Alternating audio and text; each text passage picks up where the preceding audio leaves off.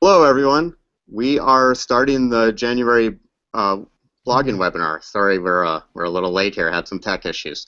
Uh, I'm Jason, our membership support specialist, and we've got Jesse Bailey, Johnny Sanfilippo, and Steve Muzon.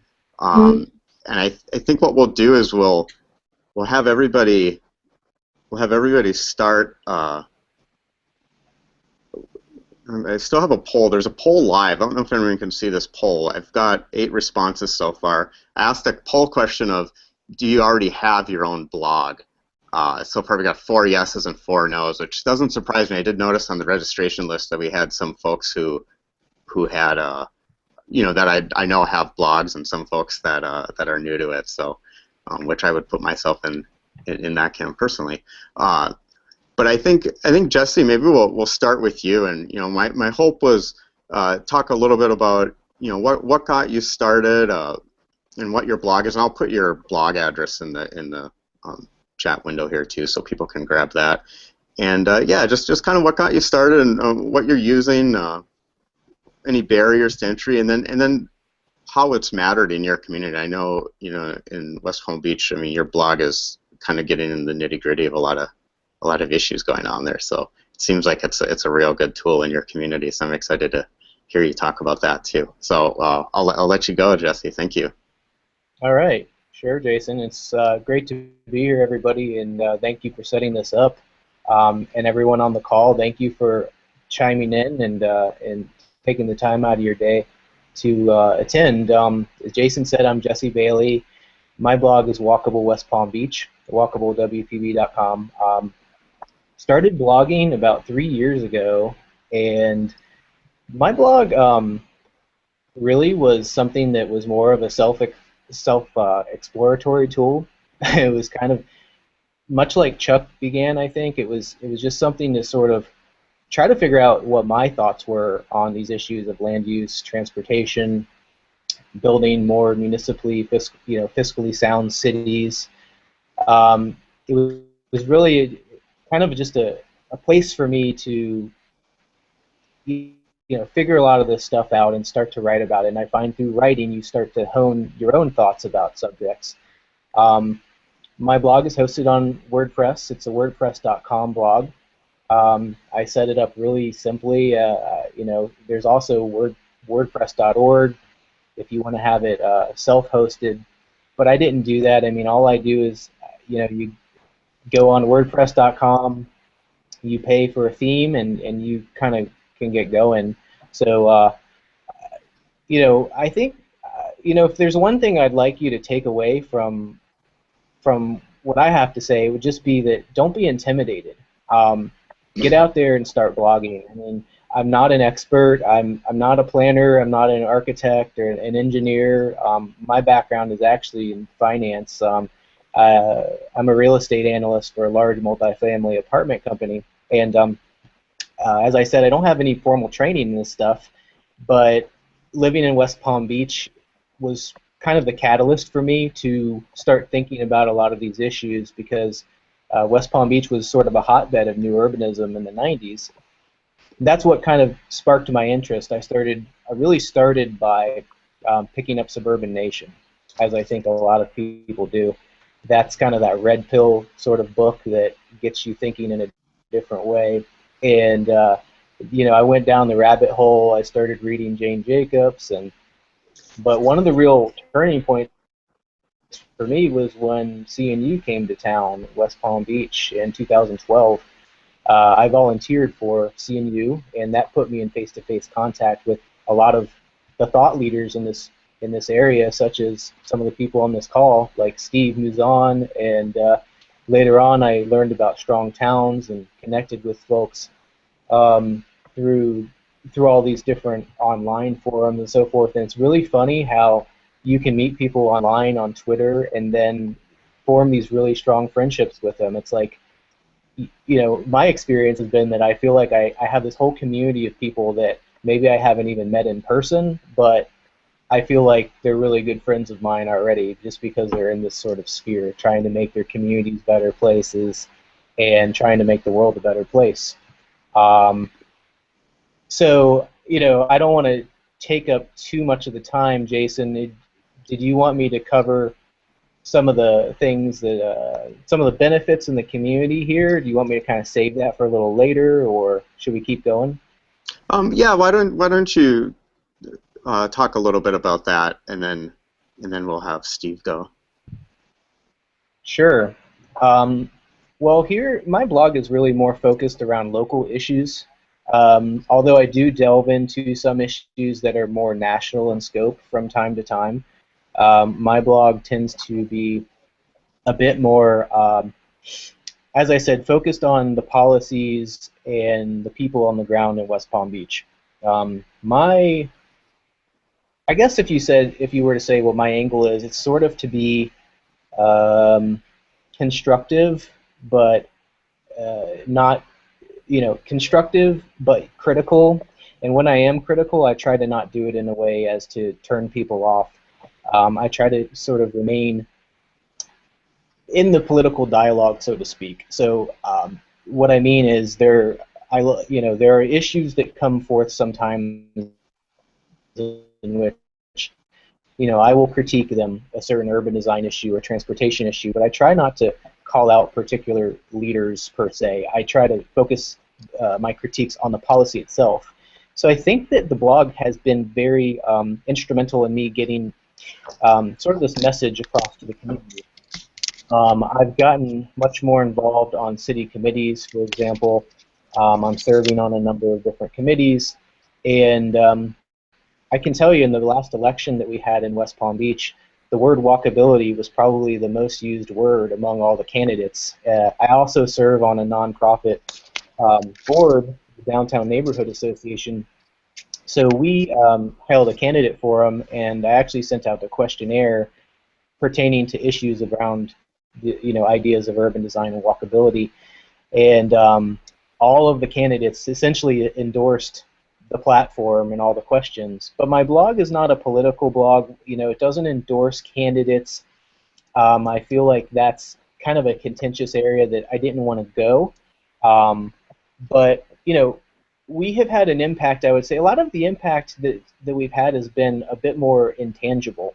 And just getting this idea of strong towns, of walkability, to sort of to raise the profile of these issues to where the community is talking about them a lot more. And for me personally, I've made innumerable connections. I've gotten a couple of job offers. Some developers have gotten kind of reached out to me professionally, and it's raised my sort of brand and professional image, perhaps. So those have been some of the intangible benefits I've received. Some tangible things is I got to go to CNU in Dallas this year because I'm part of the Streets Blog Network, which is awesome and incredible. And I've been on local media, print, television, you name it. So it's been really quite a journey for me, and I would highly encourage you, if you're thinking about blogging, just don't be intimidated. Get started, even if you're not an expert. I certainly was not. Just start writing, and you can iterate over time and sort of figure out what you want this blog to be over time. And maybe later I can get into some other tips and things that I learned not to do along the way. Yeah, I've followed your blog, Jesse, and I think your tone is really important. I think you do a real good job with your tone. How long did it take you to develop an audience, would you say? Yeah, that's a good question. I would say to have a significant audience probably took me 6 months to a year. Um, and I think that that's probably fairly typical. Certainly getting engaged in all the different social media platforms is key. Half of my traffic comes from Facebook page that I have, and Twitter. The viral nature of Facebook is such that if something gets shared a lot, it's going to have a reach of maybe a few thousand people or 5,000 people, and you know, uh, I also have noticed that the audience the people reading my blog, a lot of them are the decision makers, the MPO. I mean, I see the email subscribers, so I know who's subscribing to it, and it's a lot of like county MPO, city officials, and FDOT. So the right people are reading it. Sometimes, I think as a blogger, you can get into this game of like, I want more traffic, and it's never enough.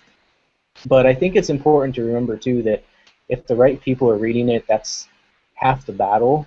So I would just keep on, and I would love to hear from some of the other bloggers about what they found successful in getting, their blogs a wider audience and getting more traffic to their blogs.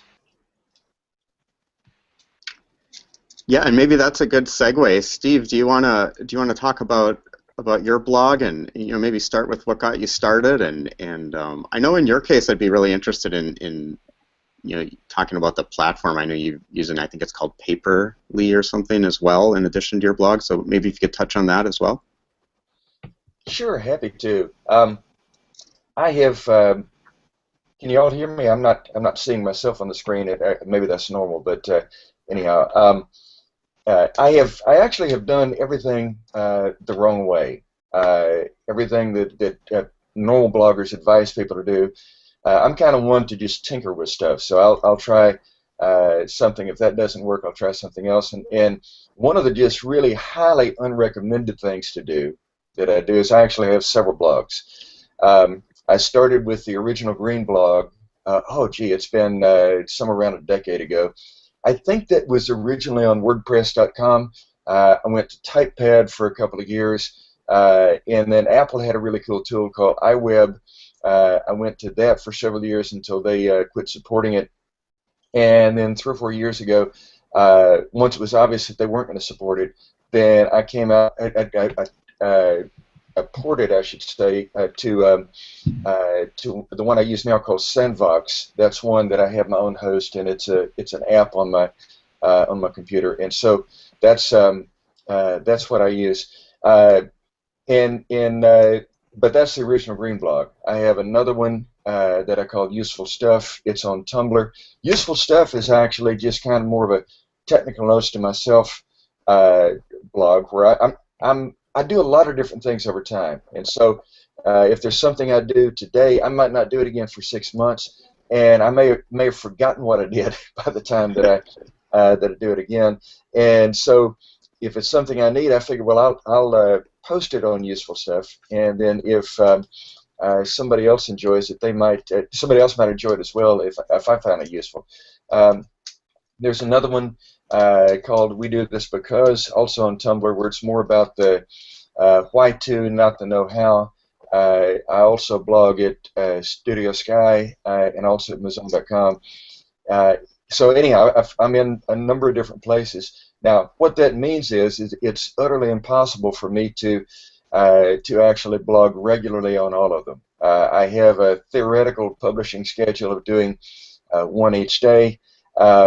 But my work actually takes me down a bunch of rabbit holes pretty frequently. Like right now, I've been pushing really hard on 3 very, very important projects of very different sorts that have kept me totally busy since October. And so I haven't blogged anywhere since October.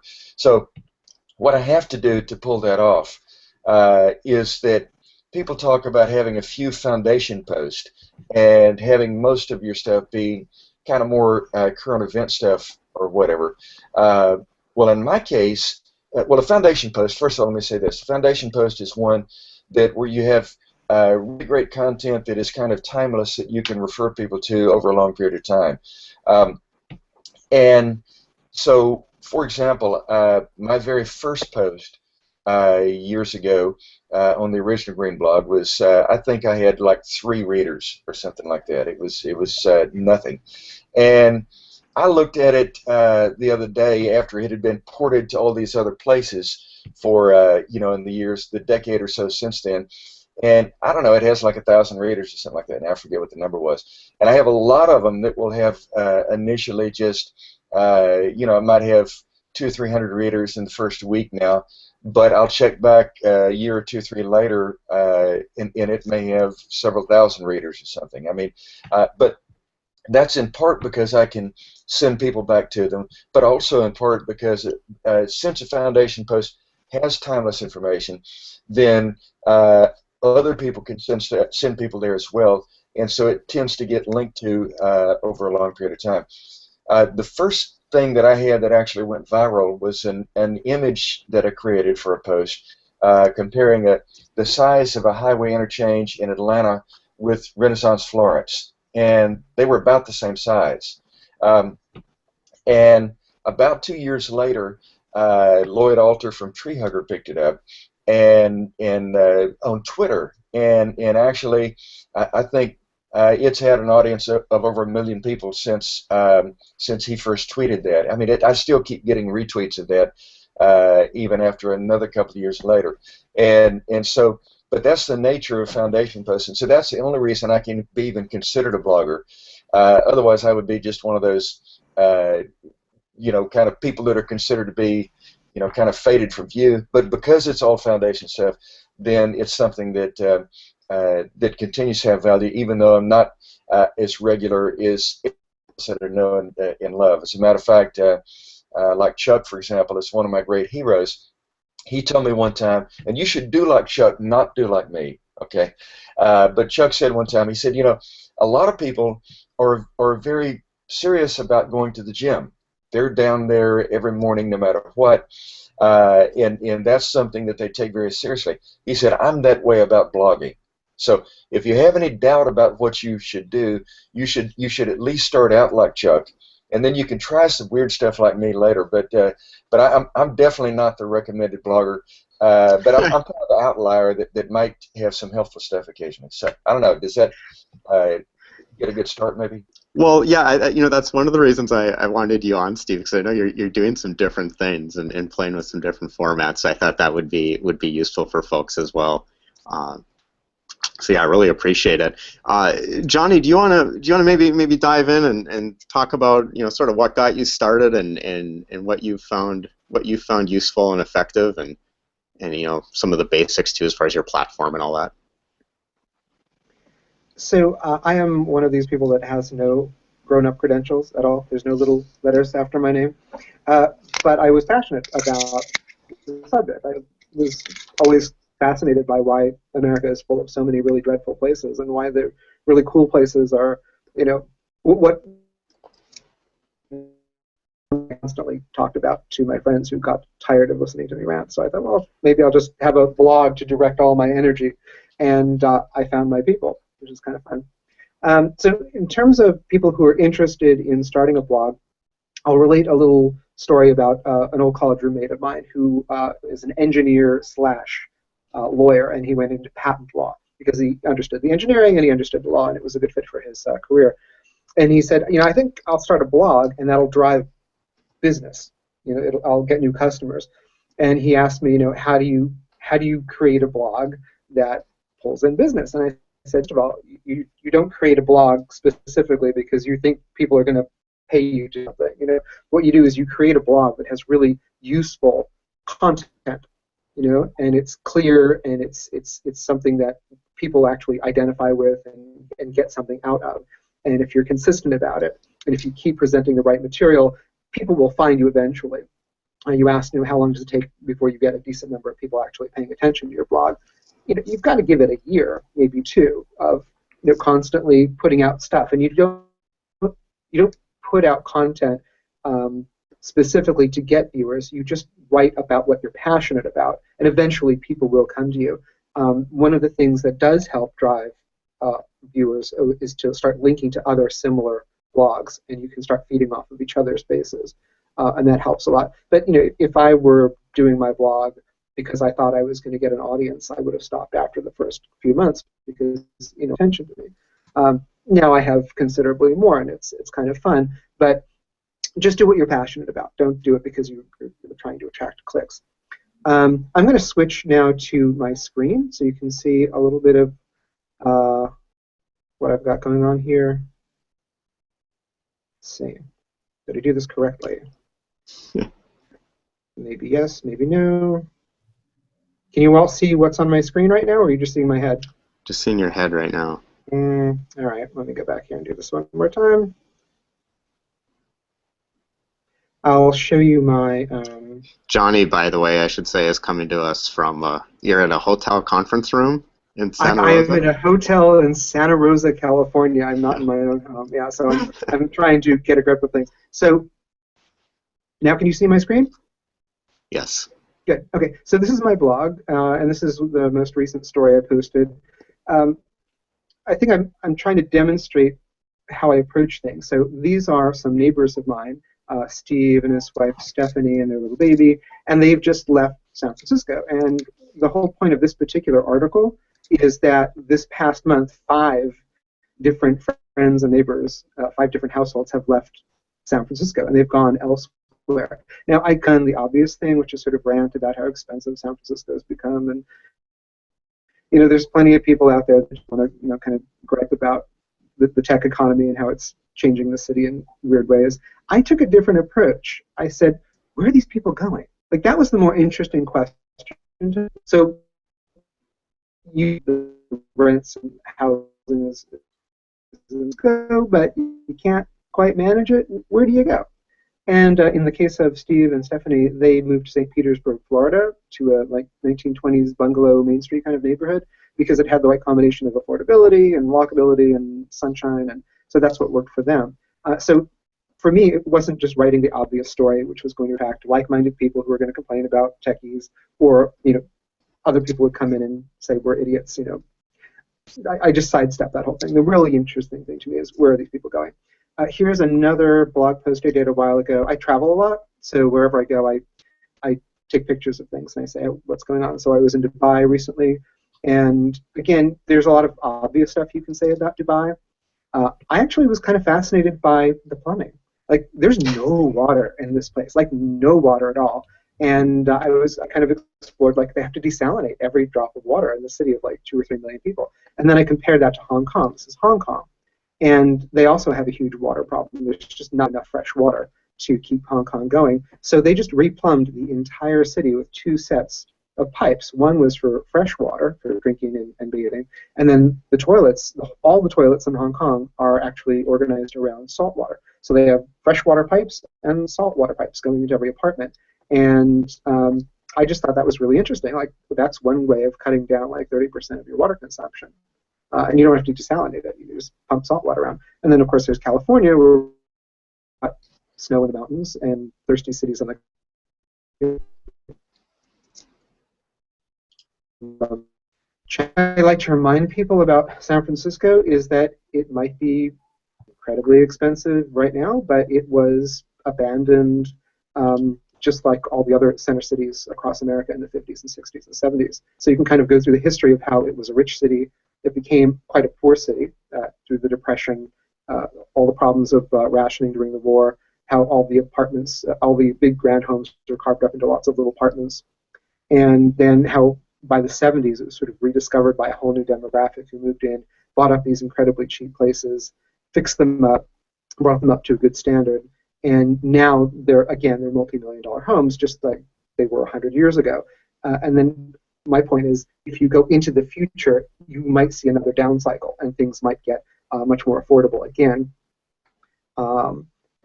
Sometimes there's the whole bicycle thing. You get a lot of hits when you talk about bicycle infrastructure, and I just was trying to make the point that you can add bicycle infrastructure to a crappy suburb, and it's not really going to help.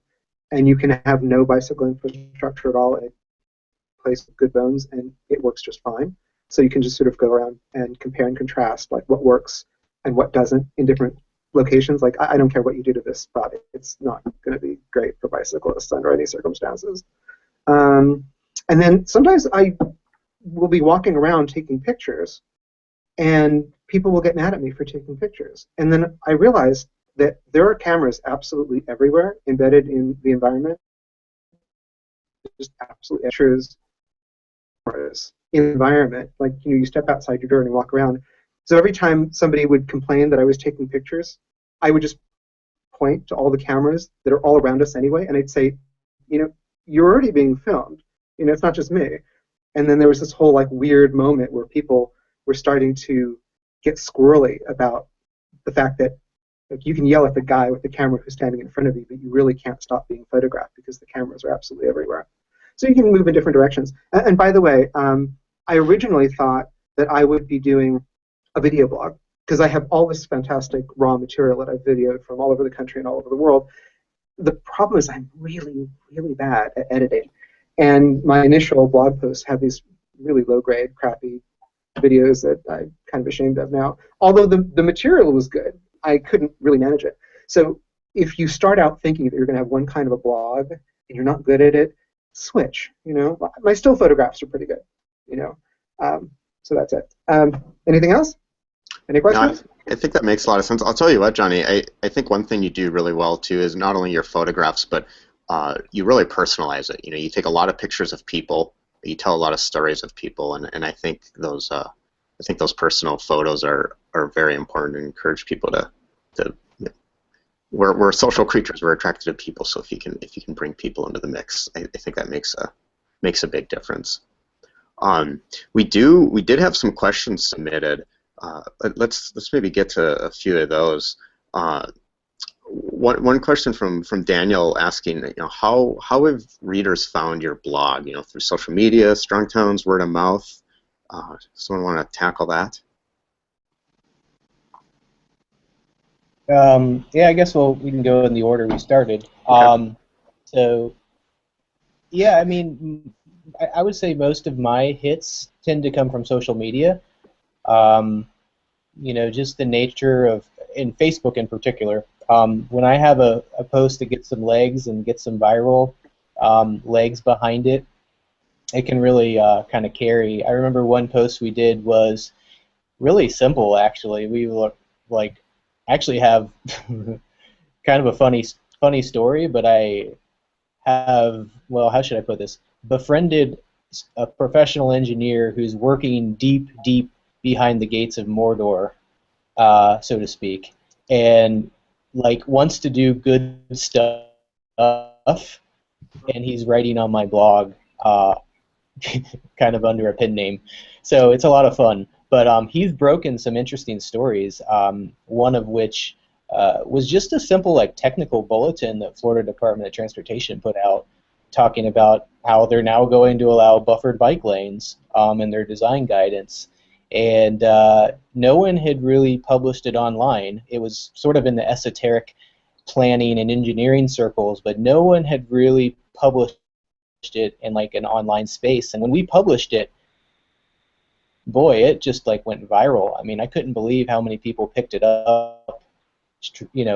Streets blog in all kind of the urbanist circles, but also things like The Real Deal, which is a real estate trade publication, online publication.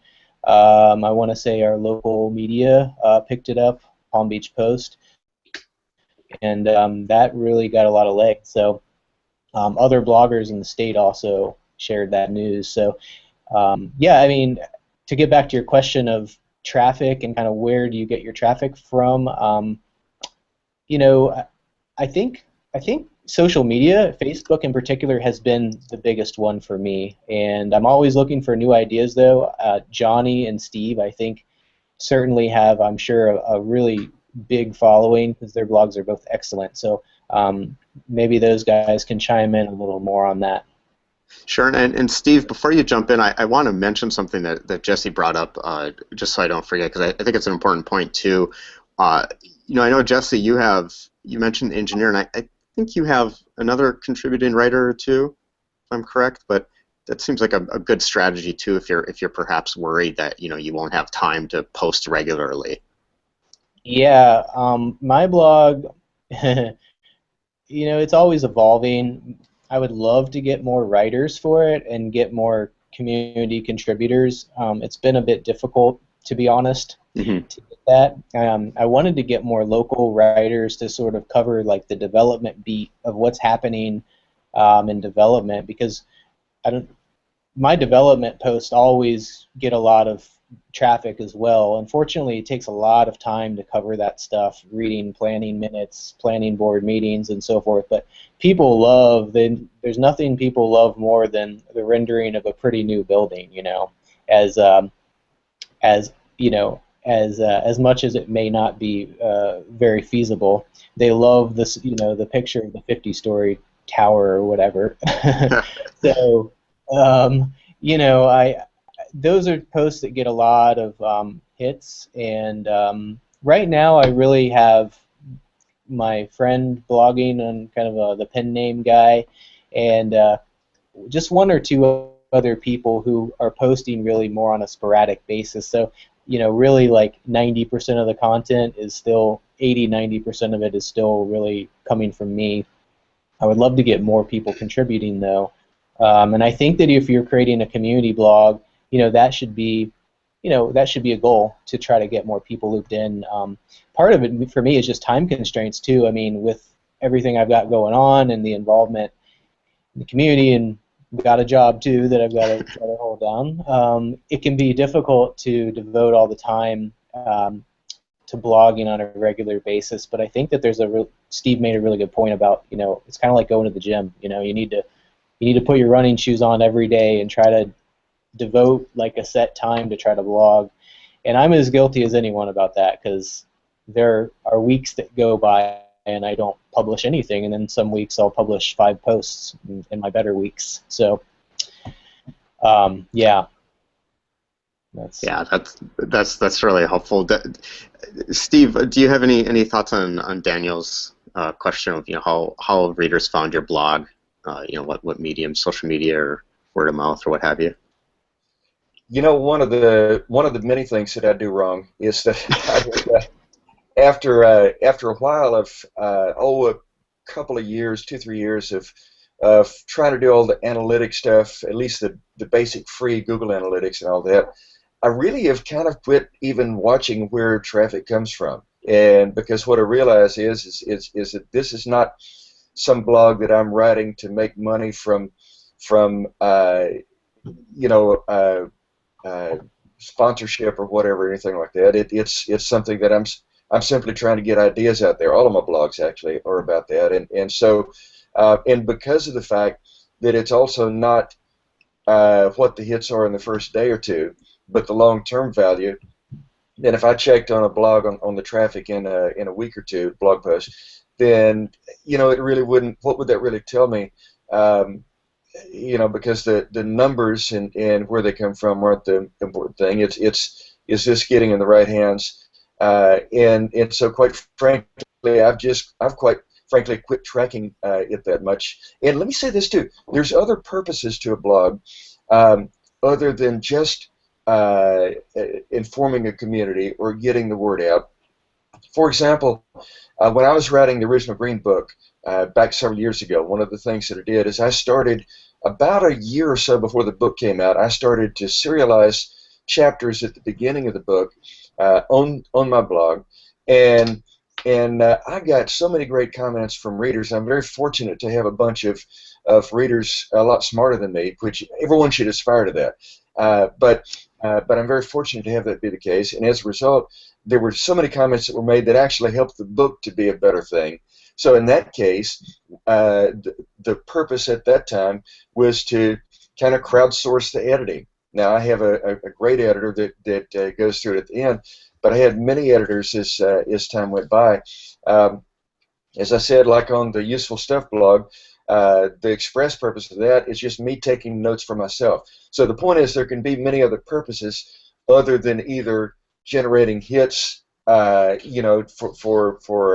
to try to get sales from something or whatever the case may be. So don't just think of it in terms of what all the blog experts talk about in terms of where traffic comes from. You can actually have many different purposes for doing the blog. One other thing too that I found that's very, very helpful. I don't know if anybody's seen the cover of my book, New Media for Designers and Builders, but the cover of that, it has like a dozen different new media modes that you can have, and how those nodes can actually interact with each other. And so, for example, when I do a blog post, it may link to photos in my photo gallery. It may also have Twitter links. It may have, there's all sorts of different ways that you can interact between your various nodes. And so they become a very Google-ish ecosystem just by themselves. And so when somebody comes in, how many times they bounce around in there from one node to the next, it's not worth my time to try to figure that out. But the fact that it's happening is without question, and it has been a very good thing, because I've had people come in that that had no clue who I was as a blogger, but they loved my photos, for example, and then that took them to my blog or to another part of my ecosystem, and so the more tightly interlinked you can have those things, the better you are, quite frankly. I think that makes a lot of sense. I wanted to ask Johnny, what's your take on this? You're a pretty laid back guy, so I can't imagine you obsessing over analytics too much. But maybe I'm wrong. I wouldn't describe myself as laid back, but I don't obsess about the metrics. Like I said, I think that it's important to focus on content, write about things, find a medium that works well for you. Like I said, I thought I was going to be doing videos. I was not good at video editing, but my photographs were pretty good. I also sort of experimented with the length of the articles. You can write at great length about something and people will just not read it. It's too long. So you have to keep things sort of concise. I do look at my metrics periodically because some stories do get an awful lot more hits than others. And I do know the difference between things that get passed around more than the others, but I don't allow that to dominate what I write about. I write about what interests me at the moment, and I let people figure it out. When I look at my metrics, Facebook is probably the biggest single source of things that get spread around. But linking to other sites, like when I find a site that I'm really interested in, I will try to direct some of my traffic to them so that people can link to that, and then those people very often link back to me. It's not something that I do because I'm trying to get more viewers. It's just something that I do because I think it's interesting information that other people might be interested in. Don't obsess about your metrics. Just produce great content. That's my advice. Also, you're going to get feedback from people, and some of it's going to be complimentary, and a lot of it's not. Let it go. Just do what you are passionate about, and do it consistently, and do it as best as you can. And when you realize you're not doing something well, try something that maybe you have more natural talent for. I think that's great. I think that's really good advice. It kind of you mentioned something about keeping your post concise, which segues into Fraser's question, which is there a technique you can use to distill the important messages to the public, particularly non-technical people, and kind of follow up to those? How do you create concise content that keeps people's attention? Jesse, you wanna take a stab at that? Sorry, I kind of lost you there for a second, Jason. Concise content? Yeah, Fraser's asking if there's a technique you use to sort of distill the important messages to the public, particularly non-technical people, and then keeping your tricks to keep your content concise and keeping people's attention. Sure. Yeah. Pictures, photos, 100%. And I think there's nobody that's better at that, honestly, of any blog I've read, probably than Granola Shotgun. I mean, the photos that Johnny puts out there are just incredible. Your travels all over. People love that stuff. So, and I also love the design of that blog because he puts a lot of white space, on the page, and it's a really aesthetically pleasant blog. I can tell you, unfortunately, my blog, I've not emphasized that as much as I probably could and should. I think that there's a lot of kind of design optimization I could do that, frankly, it's one of those things I'm just like, it's on the back burner and I haven't focused on it much. And I wish there were kind of like a graphic design, web design person that would just come out of the woodwork and be like, hey, Jesse, I can see you really use some free design help. I would love that. But for the time being, when I put my blog up, I just chose a theme and ran with it, and I really haven't tweaked it much. I certainly haven't done any back background coding or CSS or anything. I mean, I don't touch HTML or anything. I mean, very, very, very basic stuff. So yeah, to get back to the question of concise content, I think photos are really key. Videos are always great, embedded videos, and lists. I think people, who was it? Dan Cachette of what is it? Reimagining Austin, or I can't remember the group he's part of, but I met him at the Streets Blog Summit at CNU, and he called it a term I hadn't heard before, which is a listicle, which is basically an article that is a list. So I think if the viral nature, the really short attention span of current media is such that I think if you can distill down your points to like a few bullets, say 5 to 10 bullets, that can be a really good way to convey information too. Very good. Steve, any additional thoughts? Yeah, a couple of things. One thing that I've found that is the absolute best training ground that I can imagine for being concise is actually Twitter. I will regularly test out new ideas on Twitter, even in advance of a blog post, or maybe I didn't even realize it was going to be a blog post, but if I start tweeting about something. And the point is, there's a lot of mindlessness that goes on Twitter, no doubt about that.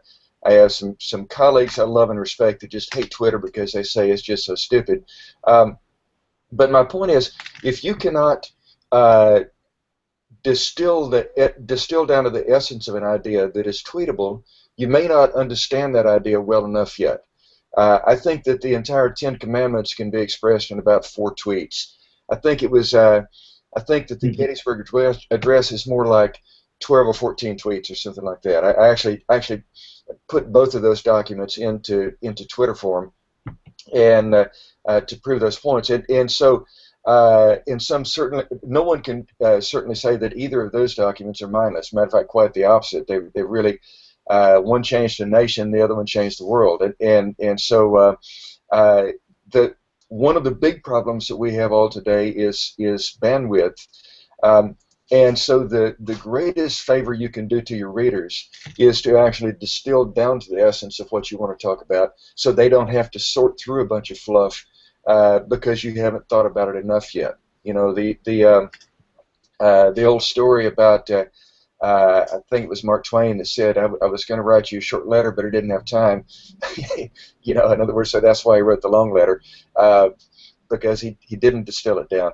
But anyhow, so Twitter is absolutely great. Is training for writing a concise blog post. One thing that was mentioned just a moment ago about the design.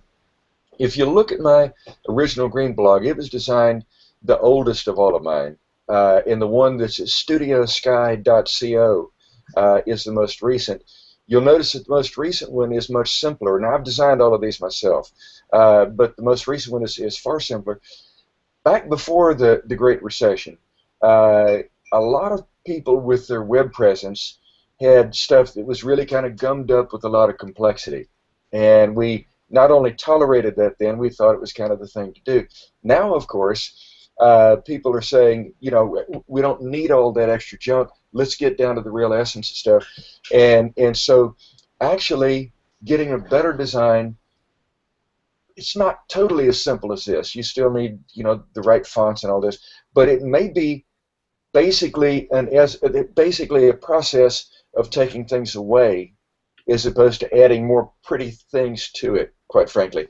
And because the whole character of readers today is much different than what we all were, before the Great Recession.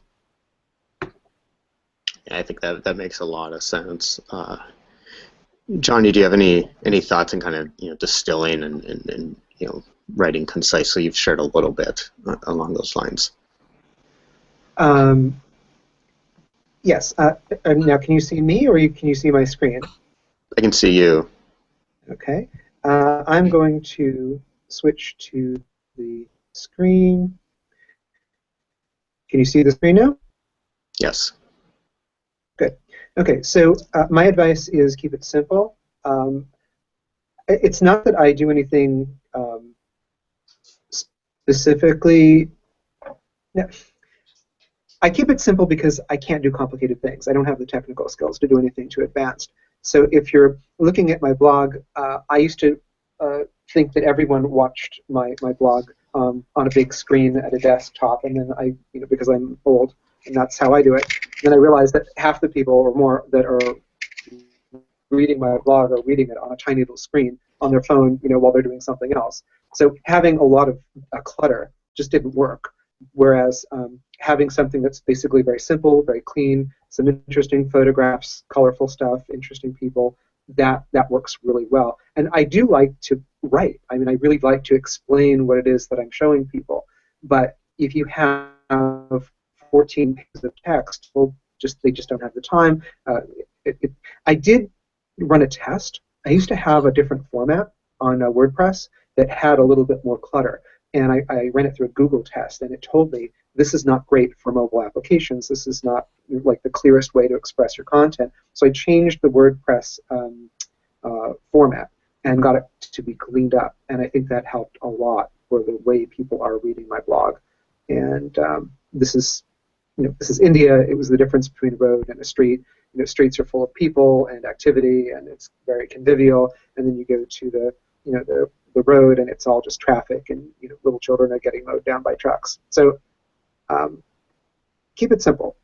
Yeah, and the way you keep your text concise is that you write a long story and then you cut out most of it. I just checked. I have 49 half-written blog posts because they're too long and I haven't boiled it down enough. So write your story and then cut out most of the stuff which is superfluous, and then put in lots of cool pictures. That's excellent. I think while we're sort of talking about the writing process, I'm going to get to another question that is along those lines, asking, do you develop a series of blog articles, or you find it's better to just write what you're feeling at the time, or is it kind of a mix of both? Are you talking to me? Johnny, why don't you start, and then we'll just go in reverse order this time. Change it up. Ask the question again. Yeah. Do you develop a series of blog articles, or do you just kind of write what you're feeling at the time? I think for you, it's largely based on your travels, it seems like. Different things inspire me at different times in different places. So, like I said, I was out in the world taking photographs of things, and people would start complaining that I was taking their photograph out in public, and that inspired me to write about all the embedded cameras in the environment. So that was just something that rose up, in my life experience. Sometimes I want to write about a topic. I'm writing several different stories right now about the affordable housing crisis in Northern California. There's just such an enormous gap between how much people are earning and what it costs to rent or buy anything around here, and all of the normal solutions that we tend to lean back on are just failing. They're just not meeting the gap. You can't build anything new to meet the demand. Rent control just screws up the market even more. I mean, no matter what it is we do, it's a problem. And so what is the actual thing that people are doing? Some people are just leaving. They're leaving the state. Some people are, living 14 in a room or whatever. So it's a very complicated situation, and I kind of have to break it down into lots of little pieces because it's too complex a topic to take on all at once. I don't know. I feel like I'm rambling. That's what I do. I ramble. That's my technique. I ramble, and then I try to break the rambling down into little pieces and put pretty pictures next to them. Yeah, but it does seem like you do a mix then. I mean, sometimes it's what moves you, and sometimes it's, it is like a theme, like you said, like the California housing affordability issue. Sorry, Jesse, were you about to say something? Yeah, I was just going to follow up on what you were saying, Johnny. I find that there's like this tension all the time between like wanting to like write the your magnum opus versus like just getting stuff out there Twitter style, like Steve was saying. Hey, Wanda.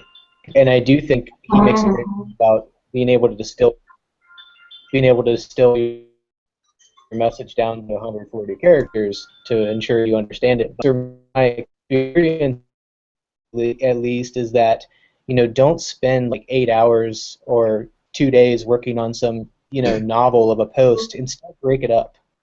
Break it up into a series of posts. If you feel like that post is going to be super long, like break it up into 500 to 1,000 words and just publish it as a 5 or 6 part series or something. That's, I see, that would be my experience. Great. Any additional thoughts, Steve? Yeah, I would emphatically second the idea of breaking up the posts. And as a matter of fact, what I've had happen over time when I do break them up is the one that'll lead off with. There will be a number of comments on that post that that will enrich the posts that come after it. Enriches the conversation, because it really is a conversation. It's not just me spouting out stuff and people sitting there and reading it and that's it. And so, yeah, by all means do that. But another thing too, in terms of where the source of the ideas come from, I have two primary sources. One of them is if I'm working on an idea at the time. For example, as soon as I get done with these two real important jobs I'm working on right now and actually get back to blogging again, my next big project is going to be a book I'm working on called Walk Appeal, that makes the proposition that walkability isn't good enough. Do you want, for example, food that is merely edible, or a drink that is merely drinkable, or a book that's merely readable? And 30 years ago, that was good enough to say, hey, walkability was a big achievement back then, but now we really want to have places that people love to walk, not just that they're able to walk. So anyhow, so that'll be my next big thing, is that book. And so I may have a whole string of blog posts that are about that book as I'm writing it. And of course, they're part of the process of writing, like I did with the original Green. So that's one thing. But the other thing is, I have a little app called OmniFocus. It's on both my phone and my Mac and my iPad. And so when I'm somewhere that I can't be doing something else, like I'm writing somewhere or something, waiting in line or something like that, if I have some ideas, I may just sit there and churn out, 10 or 15 ideas and put them down, write them down in OmniFocus under my Stuff to Blog About folder, and then come back to them. I mean, there's stuff in there that's 3 or 4 years old, but it's kind of those timeless foundation post ideas that I haven't even blogged on yet, but I still can at some point in the future. It's not like I just forgot about it and never think about it again. That's an excellent suggestion, Steve, because that is a big thing. Obviously, if you get an idea randomly, you sort of want to record it. I know I use another one that's good, is Evernote. And again, I have it on my computer, have it on my phone. You can tag notes. You can set reminders on notes. You can even do voice notes or even speech to text notes. So I found that to be really useful to save those ideas, those aha moments that when you're not by your computer. Kind of a nitty-gritty question here.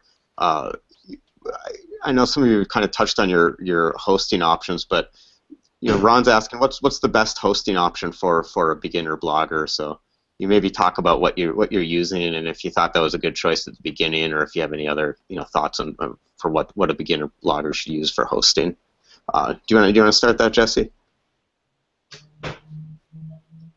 Oh gosh. I might not be the best one for this question because I don't even think I know who my host is, honestly. I think I may have gone with whatever the HostGator, or I don't know, that rings a bell. I don't know if I went with the default WordPress.com recommendation, so I'm probably not the best one to answer that. There may be some other folks with better suggestions. Okay, that's fine. And yeah, because you're on WordPress, right? That'd be another thing. I'd be interested in knowing what platform people are using too. I think folks would find that helpful. Yep. Yeah, I'm on WordPress.com. Okay. There's I have two for you. Go for it. Okay. There's WordPress.com is a real easy recommendation. It's free. You get on there. Now you're very limited in what you can do, so you don't want to do that forever probably, but you can certainly start out that way. And you can actually involve a number of bloggers. I made an aborted attempt to get the TradArc listserv to actually go online, and so there's a TradArc blog, and I signed everybody up for it that wanted to be on it, but then it it quickly died because they love their little secret garden of discussions rather than actually coming out where people could see them. But anyhow, so WordPress can actually do a number of things. It's just that the look and feel is limited if you have the free version. And then of course there's Tumblr. Tumblr is another really good one that's free and that you can do a fair number of things with. But either one of those I would say would be a good starting point if you don't want to pay for anything and if you want to do something that's just pretty easy to use.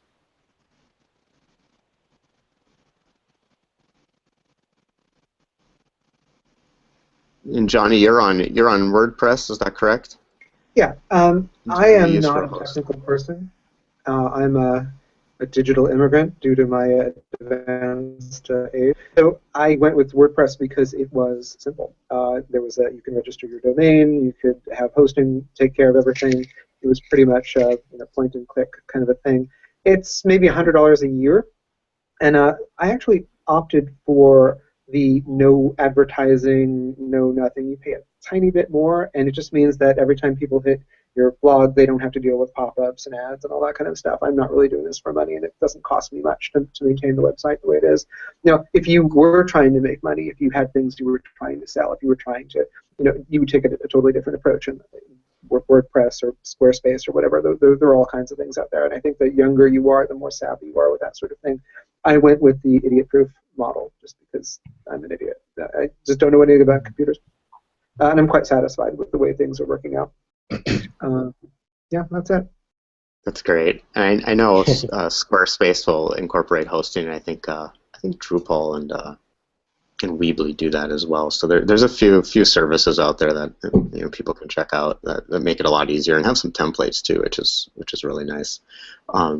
So another question we have is,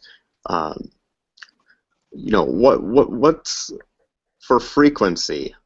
We've kind of touched on this a little bit, but when do you feel how infrequent can you be before you feel it gets dangerous or you start noticing problems or people losing attention? If anyone wants to take that one, go for it. Yeah, I guess I'll tackle that one first. The truth is I don't really know because I haven't really measured those analytics in any serious kind of a way. So it would be just a shot in the dark, honestly. But I suspect that the more frequently I post during the week, the more traction I tend to gain with my posts as they sort of. I do think that there's a pattern of the more posts I do in a given month, certainly I see just my traffic numbers go up. Just like we've all kind of stated, it is all about content. If you're creating content, good content, the traffic will come. The traffic will get there. So maybe some of the other guys have some other insights on more of the analytics. Any other thoughts? I'll say this. I tend to, as I said earlier, I do all the wrong things, and so sometimes I'll have a flurry of, like on the Original Green blog, I might do sometimes 2 or 3 posts a week, and then sometimes it might be 2 or 3 months in between, and so that's the wrong thing to do. What my aspirational goal is to actually post once a week on each of the blogs. I know that I'm not going to do that all the time, and I know that there'll be these rabbit holes like the ones that I'm down right now that prevent me from doing it for an extended period of time. But I think I think that's the ideal of posting once a week. If you can do that with good, serious content that's really rich and useful, I think that would be the ideal to aspire to. I'll chip in here. If you're starting a blog, I think one technique you could use, which I did when I started, is have 10 blog posts ready and release them once a week. And while you're releasing the 10 original ones, maybe you can do it once a week, maybe you can do one every 3 or 4 days. and then you're creating new ones to back them up to replenish your stock as you release them. So you have a little bit of a reservoir of stuff, so that when you do go through a dry patch where you're just too busy with your life to do anything for 3 weeks, you can at least pay. Once a week, I think, is a good minimum. More is better, but once a week is fine. There's so many blogs that I follow that I really look forward to. Like, I know somebody's going to post every Monday or every Thursday, and I look forward to whatever they have to say. So if you use that once a week minimum, and you have some in reserves for those weeks or months when you just can't seem to get anything new out there, I think that's a pretty good rule. I like to do more than once a week, but that's a good baseline. And just because people they're interested in what you have to say, you should give them a little something every week. Sure. Kit asked a really good question here. I had a feeling this one might come up. Any suggestions on how to handle bad commenters or trolls that can derail productive discussions? Don't respond. Just let them say what they're going to say and move on. I take a bit of a different view on that, and that is that a troll or an ill-tempered person is actually somebody giving you the opportunity to take the high road, and so I actually like when that happens, because it not only does that well, first of all, if you leave the comment on there, it makes you more real. If you sanitize all of those, then you're looking corporate and plastic, and so I always leave them on there. But it gives you the opportunity to be wise or good-natured or whatever it is that they weren't.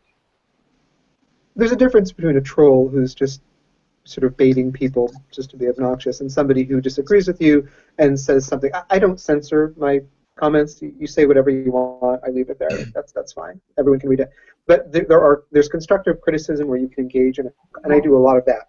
Constructive criticism, I will respond and go back and forth with the comments and sort of clarify my position. And sometimes that actually does help me understand my own position better. And sometimes I realize down the road that I'm wrong, and then I can adjust. So I'm very open to that. People are just saying obnoxious stuff.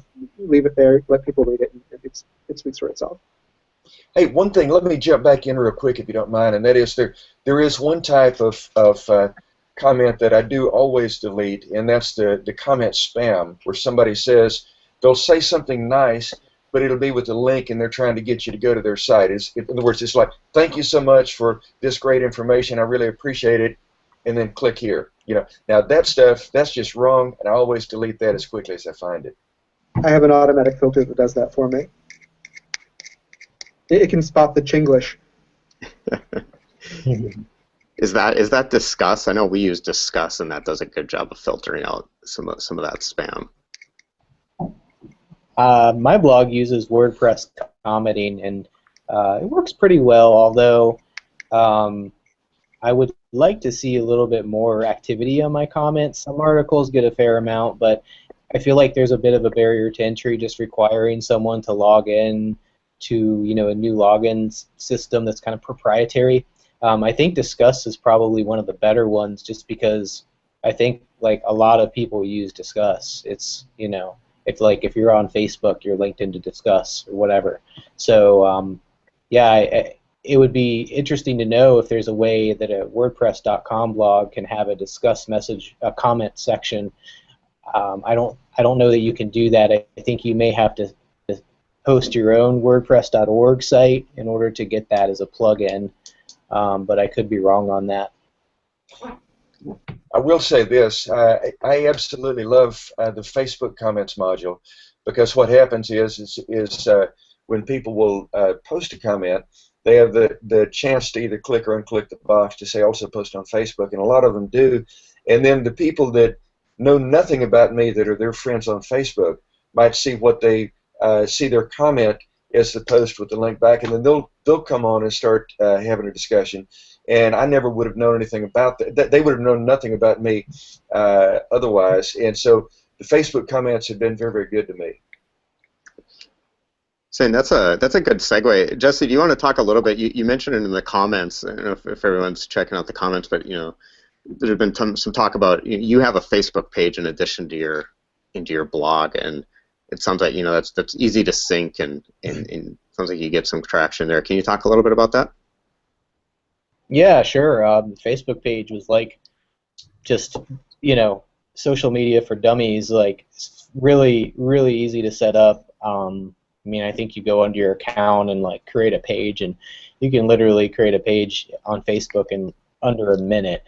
So you know, it's nothing real fancy. I mean, as I've mentioned before, I haven't invested a whole lot of time into the graphic design of my site whatsoever, nor have I invested really a lot of money into my site. I'm with Johnny on this. I mean, I was very low barrier to entry. I wasn't gonna spend $5,000 on my blog. I wasn't going to spend $500 on my blog. I mean, I've probably spent maybe under $100 for everything to get it going. So, I mean, don't let this intimidate you.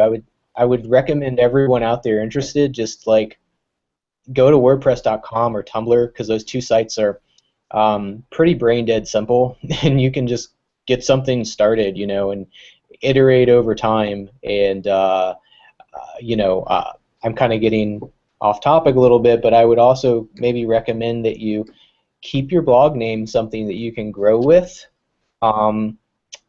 You know, I don't know what exactly that might mean, but just think about that. Like, think about, is this going to evolve into, is this going to just be a local governance blog, or is it going to be a blog that's national in scope with a national audience, or, you know, is it going to turn into an advocacy organization over time where I'm actually going to create a 501c4 out of this or something? Like, what are your objectives? So those are just some things to think about. It's something I continually struggle with myself because, you know, it's I've been running my blog a while and have had thoughts of creating an organization around these issues and incorporated like nonprofit, you know, to sort of lobby. Maybe lobbying isn't the right word, but just, you know, coming up with ideas, doing projects locally. But you know, is it like, should that be a spin-off, or should it take the same name? I don't really know the answer, but I think those are things you should be thinking about as you get started. I think those are some real good thoughts.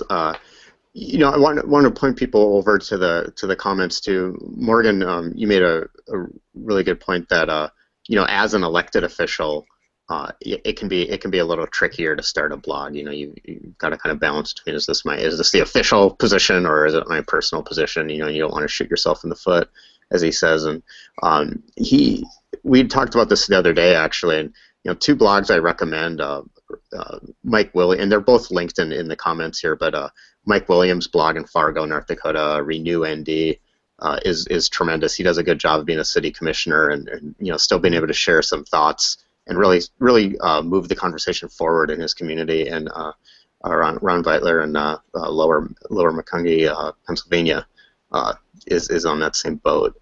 You know, he's on his township board, I believe, and is really you know, able to. He does a really good job of addressing issues in a way that I think moves the conversation forward and actually really helps the dialogue in the community. So those are some to think about if you know, if you are in that spot of, you know, being on the zoning commission or being an elected official of some sort. I have one question for elected officials, and I run across this all the time as well. There's so many of them that can't even imagine having any kind of a blog or a Twitter feed or anything like that. And so the question is this: you have absolutely no problem at all getting interviewed. You love to be interviewed where someone else writes up what your message is. Would it not be far better to write up your own message yourself?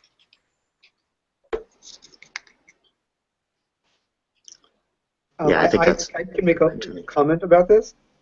Just from my own experience, yesterday I was at a city council meeting here in Sonoma County, mostly just to observe the process. I was curious about, you know, there was an RFP for a project, and I walked over to some firemen who were there. They were there to answer questions about how this project would be impacted by the fire marshal's minimum requirements and all that. And the two firemen were there, and I asked a pretty simple question, and they sort of just stood there stone-faced, smiled weakly, nodded their heads, and just didn't say anything, because they had been to so many of these events and talked to so many members of the public that no matter what they said, somebody would misconstrue it in a bad way. So, you know, there's a culture that's very, very, very risk averse. So having somebody else ask the question and you saying something bland is their go-to mode. It's not that they don't have opinions. It's not that they're not charming, wonderful people. It's just that the rules are set up for saying anything. So just try to keep it simple. That's my experience. Sure, that makes sense. I have another question from Kit asking, if any of you have other favorite blogs, especially non-planning blogs that have simple but impressive design that you recommend people check out.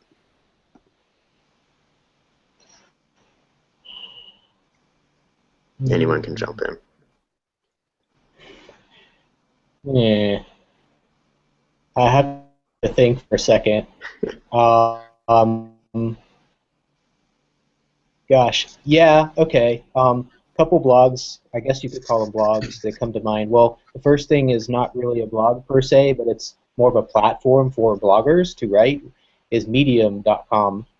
And Medium is just, it's a really nicely formatted platform for people to write stories, and it's totally focused around the content. So, again, very good design, and I feel like that site is getting a lot of traction for, people write about all kinds of different issues on it, but it's really cool, and people can actually call out like a certain line. Say you wrote a line or a paragraph that really hit home with someone, they can comment sort of in line and onto the side of the article. So there's sort of this like dynamic quality to the writing where it sort of feels real time in a way, and interactive, which is pretty neat.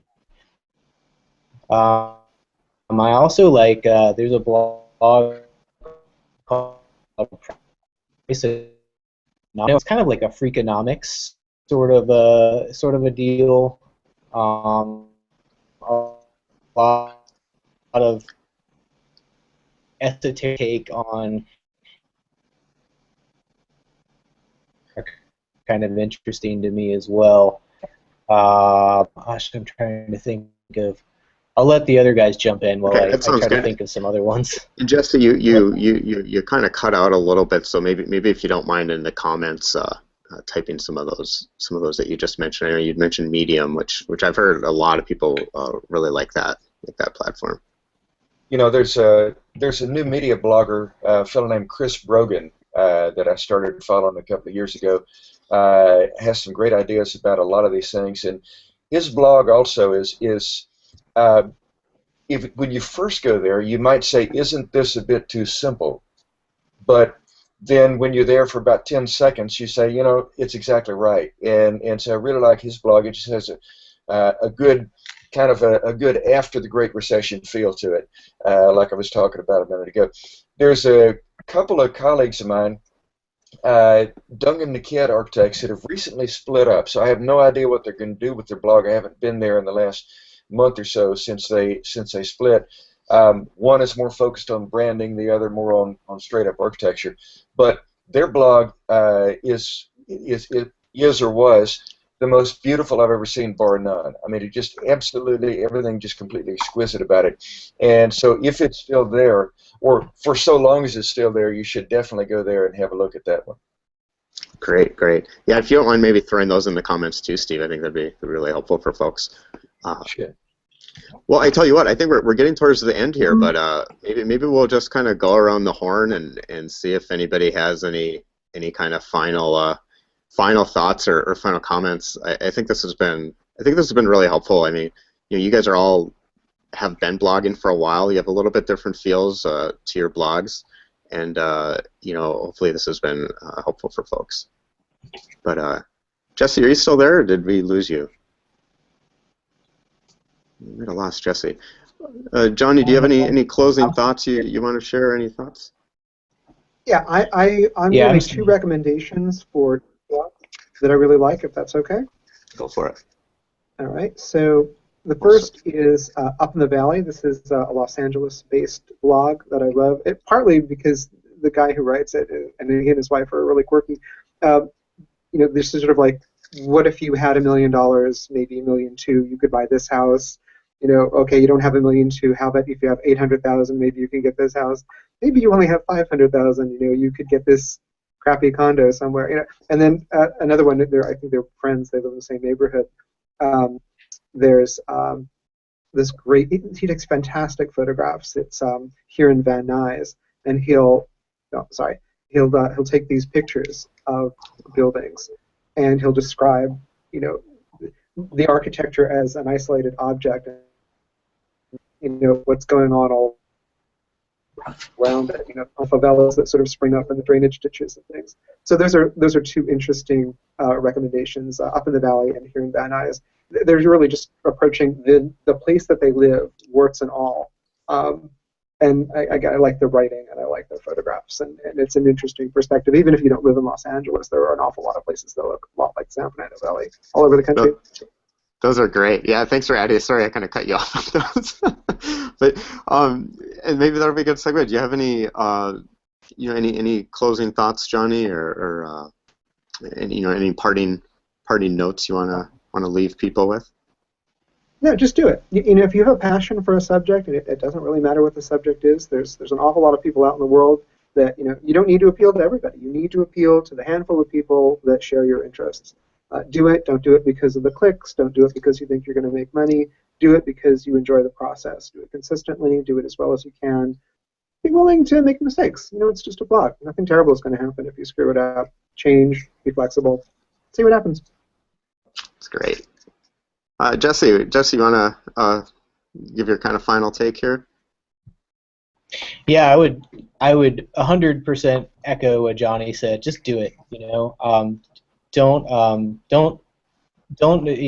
paralysis by analysis and think about it too much. Just get out there, get it started. I will maybe add a few tips of things I learned, so you might be able to kind of avoid the missteps, perhaps. One thing I think you should try not to do: don't alienate your crowd before you've even gotten an audience.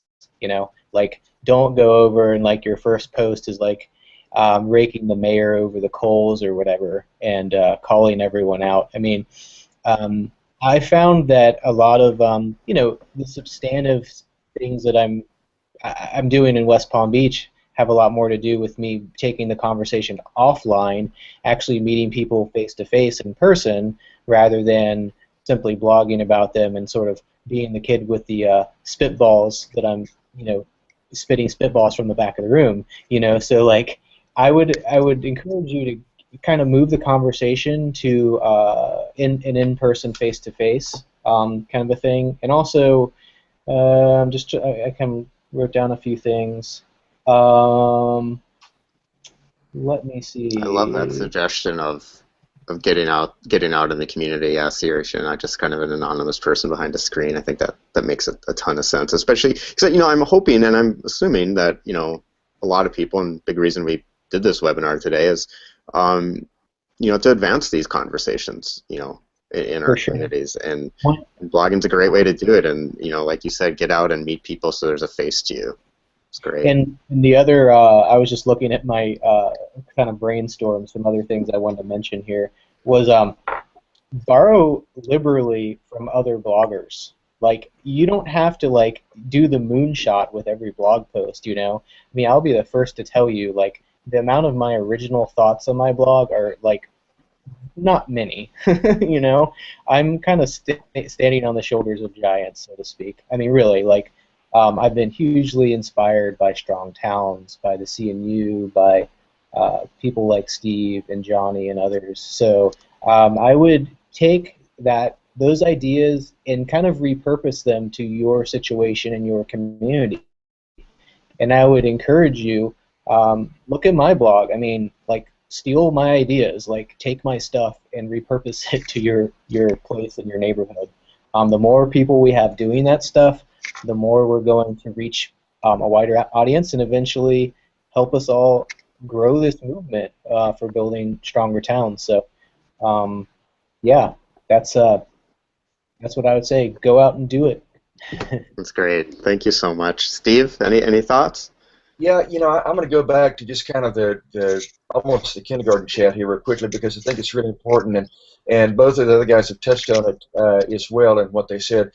and that is that when you think about writing a book, that's such a terrifying idea to most people that they say, well, I can't do that. I'm no expert in that. I'm you know, I just, that's not me. And blogging is sort of book writing light, if you will, in the sense that it's sort of the same thing. It's just in smaller packages. And so a lot of people have some of the same fears on that, or insecurities, or whatever you want to call them, but not quite so badly. But my point is, whether you're talking about writing a book, which to most people is unthinkable, or blogging, which is only slightly less unthinkable, then I would say this: you may not be an authority or an expert when you begin to write, but you will certainly become one as you write, because you're not going to put out embarrassing stuff. You know, you're going to think about it, and you're going to spend some time working it out. And also, when I first started to write the original Green blog, had I not written that blog, it would have forever, the whole idea would have forever remained just a warm fuzzy in my mind. I had kind of a good feeling about what these ideas should be, but I never was forced to actually put them in order until I started actually blogging about it. Another thing, too, and that is that when I first started, I had no clue it was going to be a book. I was just trying to organize ideas in my mind and get them out there and see if there were any kind of resonance with people. And it was literally probably 2 or 3 years later when it actually occurred to me that I need to put this in book form. But it started out with just simply a blog, and so that's something that, in both cases, it was nothing but, whether a blog at the beginning or whether a book, it was just a warm fuzzy to begin with. But I did become an authority in the field by simply going through the hard work of blogging again and again about it, and then finally writing about it in written form. So don't limit yourself on what you are today. The one thing you do need to know a little bit about whatever it is, and it doesn't have to be what you do for a living, but it has to be something for which you have great passion, because there will come times that you simply, if you don't have passion for it, you'll simply let it go. If you have passion for it, you'll keep on doing it. That'll get you over the rough spots, and you don't know what it will turn into for you, or what it will actually transform you yourself into over time. The first step is to start. That's great. I think those are great insights, and it kind of reminds me too. One of the things I enjoyed that you said earlier, Steve, was talking about when you were putting the book together, how much the comments informed the book. So it is this kind of dynamic, moving process where not only are you sharing ideas, but you're evolving your own ideas and refining those ideas through this process. And I think that seems like a really valuable component of this exercise. Something you really get out of it. I do want to mention a couple things real quick. I did put a link to our Member Blogroll, so if any of you have blogs that aren't on there, please add that to the Member Blogroll. And also, if you're going to start a blog, let me know so we can get it on the Member Blogroll. I think it'd be great to get it out there. We try to post a member post at least once a week, usually Thursdays at noon. So we take some posts from our Member Blogroll and highlight them on the Strong Towns blog. And I guess finally, I just want to give a big thanks to our 3 panelists. You guys were great. Thank you for taking the time. I know you're all busy with the work day, and Johnny, you're in a hotel room, and Steve, it sounds like you're in the middle of a big project, and Jesse was helping me text doing some technical troubleshooting. Google Apps just released like a crazy new security patch, so it kind of messed things up a little bit. So really appreciate you helping me with that, and appreciate everybody for joining. We will have a recording of this, so I'll send out that link. We actually have a webinar coming up on Wednesday, February 3rd, with Todd Littman from the Victoria Transport Policy Institute. That's part of our No New Roads content, and so we'll have that webinar. I'll send an invite out for that, and then I'll also in that email include a link to this recording, so folks can, and we'll post that on social media as well, but so folks can go back and watch this webinar if they would like. So with that, I'll let everyone get on with their day, and again, thank you everybody, really appreciate it. Jason, if it's not too late, one quick thing. Next time you organize one of these, we need to hear from the ladies, and there's like 4 white guys talking. We need to mix it up a little bit more. Just Amen. a little bit more next time. Yes, yes, definitely, definitely. Yeah, good point.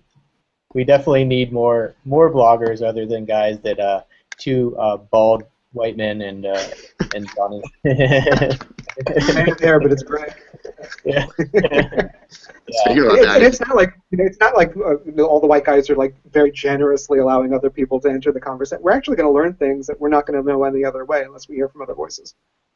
Absolutely. amen. Actually, Rachel had a really good post on that a couple months ago on the blog about what the need to diversify the movement. So, Yeah, absolutely. and get Grayson Johnson on this. She's fantastic. But Oh yes.